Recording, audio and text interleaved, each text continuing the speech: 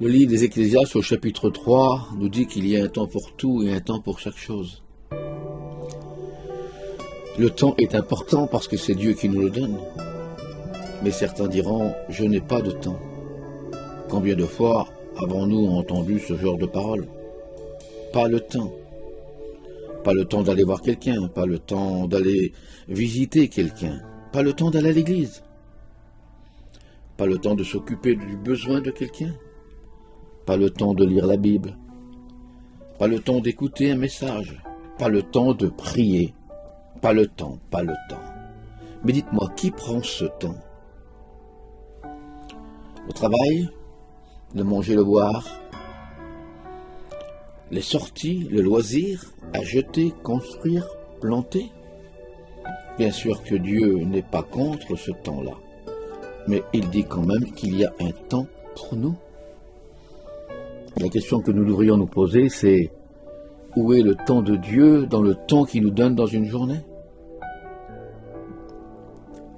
Le livre de Josué au chapitre 1 et verset 8 nous dit que ce livre de la loi ne s'éloigne point de ta bouche. Tu le reliras jour et nuit pour veiller à mettre en pratique tout ce qui est écrit.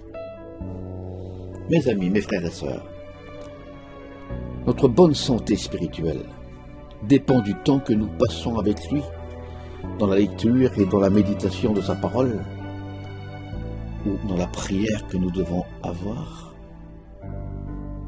Le Seigneur n'a jamais dit « S'il t'arrive de prier, alors tu me prieras ». Il a dit « Quand tu prieras, quand tu prieras ». Il est logique que notre vie soit jalonnée de prière. La vie de Jésus était jalonnée de prière. Il avait pourtant des journées chargées, voire surchargées, et pourtant il prenait le temps de pouvoir se mettre à part et prier. La prière n'est pas un devoir.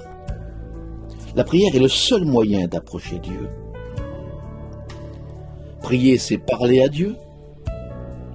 Prier, c'est avoir une conversation avec lui. Savez-vous que la prière dans la vie d'une personne attirera toujours l'intention de Dieu? Les Actes des Apôtres nous parlent de la conversion de Paul.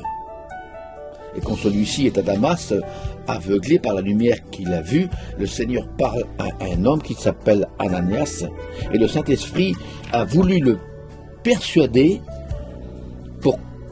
pour faire comprendre à cet homme que Paul était né de nouveau. Mais remarquez qu'il ne lui a pas dit « Va, il a changé ». Va le voir, il a beaucoup de joie.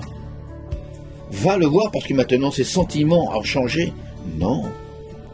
Dieu a dit à Ananias, va à Damas, dans la rue de la droite, dans la maison de Benjamin, il y a un homme seul, il prie. La prière tellement vraie et sincère attirera toujours l'intention de Dieu.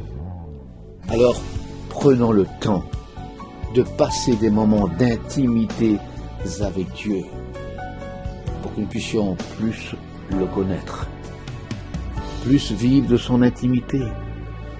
Prenez le temps de mettre votre journée entre les mains de Dieu, parce que mes amis, aujourd'hui, une journée peut être dangereuse.